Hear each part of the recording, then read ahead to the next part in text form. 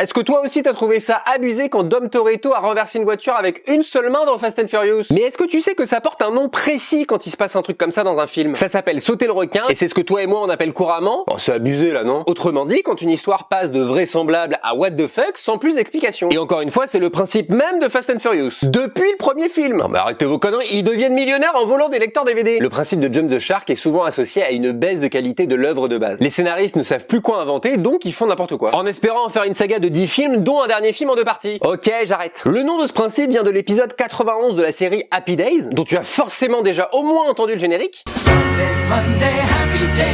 Dans cet épisode, Fonzie fait super bien du ski nautique, même qu'à un moment il saute par-dessus un requin,